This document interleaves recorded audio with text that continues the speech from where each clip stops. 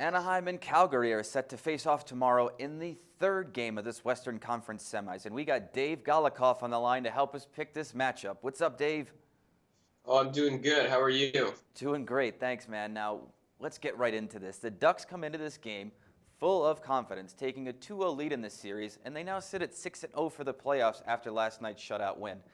They really dominated the first period on offense. And if it weren't for the excellent play of Kade Romo, they really could have gotten out of hand in this game. I expect Chicago to come out guns blazing in Game 3 tomorrow night to shake Romo up. Are you on the same page with me, Dave? Well, I actually think that the Flames, this is going to be their best punch in the series here. Really, I mean, Game 3 down 2-0. This is it for them. I think Anaheim is really going to come out and try to weather the storm more than anything to start. And they're going to really try to make sure that Calgary doesn't do any crazy damage early on, weather the storm exactly how they did in Winnipeg. Right, they were up 2-0 in that series. They came back to Winnipeg.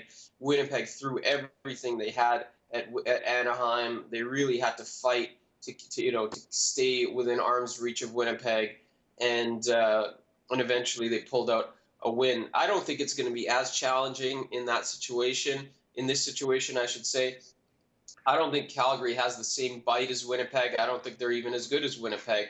So Anaheim just really needs to come out, make sure they don't take any stupid penalties, nothing like that. Don't make any mistakes. Let Calgary have their original burst of energy thanks to the crowd. And then by the second period or midway through the first, everything should be just fine, and they can take control of the game as they have throughout the other two games this series. All right, now the Flames really have a lot of work ahead of them. They're already down 2-0 to a higher seed, and that higher seed is playing a lot better right now.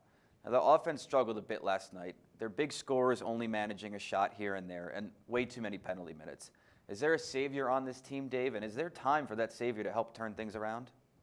I don't think so. I think Calgary is just overmatched here. I think this is a team that really got lucky to be here. Let's face it, had they faced somebody like St. Louis, someone like Minnesota, someone like Chicago in the first round of the playoffs, I don't think they'd be here. I think they faced a Vancouver team that's overrated, and they were able to beat them. Now all of a sudden they're facing a much tougher team, and we can clearly see they don't match up. Anaheim really, one of the things people don't give them credit for is their goaltending. As Frederik Andersen has been excellent this postseason. Everyone knows the offense and what the offense can do for the Ducks, and everyone thinks the Ducks are built on offense. The truth is, this team has not gone far in the playoffs in the last few years because of their goaltending and defense. And Frederik Andersen has been excellent.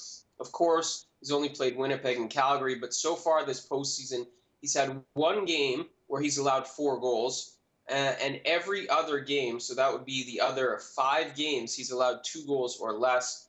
942 save percentage on the playoffs, 981 save percentage on the series. Anaheim's going to find a way to score goals. There's no question, especially given the situation in net for Calgary. The question is, how is Calgary going to find goals through Andersen when he's playing this well? So Anaheim's looking really good at both ends of the ice. All right, well, let's take a look at these money lines for this Game 3 right now. They're looking a little ugly to me right now, Dave. I'm not feeling what I'm seeing, so give me a play.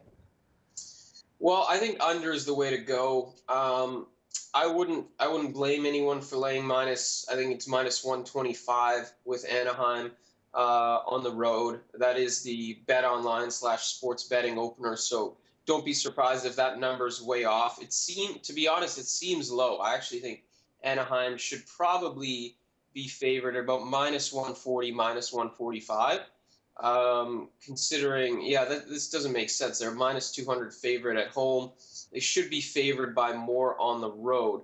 But anyways, we'll leave that for now. I think if it's minus 125, I wouldn't fault you for laying the juice with Anaheim. But I think Calgary knows they have to play strong defense.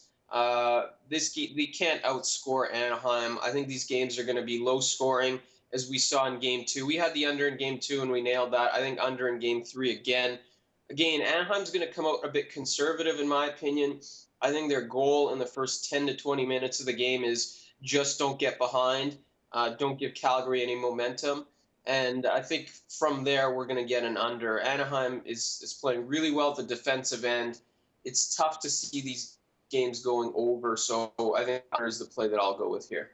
All right, you heard it here first. Look for Anaheim to take control of this game, play some defense, and lock the under in for tomorrow night. As always, remember, keep it locked right here for SBRpicks.com for all your NHL playoff previews and predictions.